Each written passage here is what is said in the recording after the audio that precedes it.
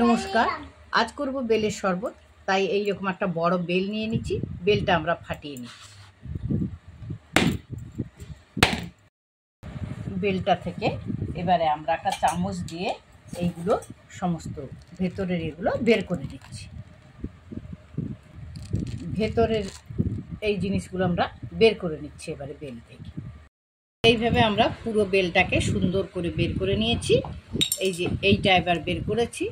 এটা এবার আমি জল একটু দিয়ে খুব ভালো করে চটকে নিচ্ছি। এইভাবে দেখুন, এইভাবে আমি চটকে নিচ্ছি এগুলো। এবার দেখুন আমি এই যে চটকে নিয়েছি। চটকে নিয়ে এই যে এই খোসাগুলো, এই যে বীজ আছে আর এই খোসাগুলো এবার আমরা এগুলো ফেলে দিচ্ছি। একদম ফাঁকা একটারের একটা ছাঁকনি নিয়েছি। যেই বেলটা আমরা এখন জল দিয়ে ফাঁপলাম সেটা এবার আমি এইভাবে ছেঁকে নিচ্ছি। দেখুন বন্ধুরা, একদম খোসা আর বীজ সব কিছু একদম বেরিয়ে গেছে। এটাও কেউ ফেলে দিলাম। ফেলে দিয়ে এবার দেখুন আমার এটা কি সুন্দর একটা স্মুথ ব্যাটার, একদম বেলের কাইটা বেরিয়ে গেছে। ঠিক এইভাবে আপনারা বের করে নেবেন, তাহলে মুখে কোনো খোসা বা কোনো কিছু ছিবড়ে লাগবে না। বেলের শরবত হবে একদম স্মুথ।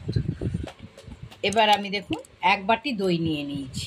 বেলটা আমরা একটা মাপ করে দই নিয়ে নিলাম। এবার দইটাকে খুব ভালো করে ফেটে নিচ্ছি। দইটা খুব ভালো করে ফেটে নিচ্ছি।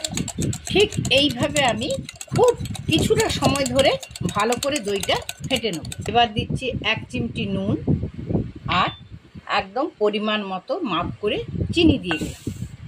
আবারও আমি এইভাবে এটা ফেটে নিচ্ছি। দই, নুন এবং চিনি একসঙ্গে আমি ফেটে নিচ্ছি এইভাবে যতক্ষণ না চিনিটা গুলে যাচ্ছে। দই আমার ফাটা শেষ।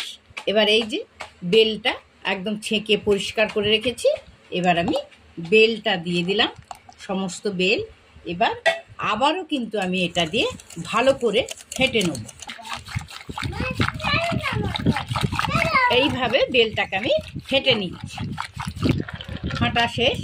এবার আমি এই যে বরফ কিউব কিছু এতে অ্যাড করে দিচ্ছি। তো সুন্দর একদম বেলের শরবত, গরমে মন প্রাণ সবই ঠান্ডা হয়ে যাবে। করে ফ্রিজে রেখে দেবেন, কেউ এলে তখন বের করে দেবেন। দারুণ লাগবে এই শরবত। তাহলে বন্ধুরা আজকে আমি শেষ করছি। সবাই ভালো থাকবেন, ভালোভাবে থাকবেন। নমস্কার।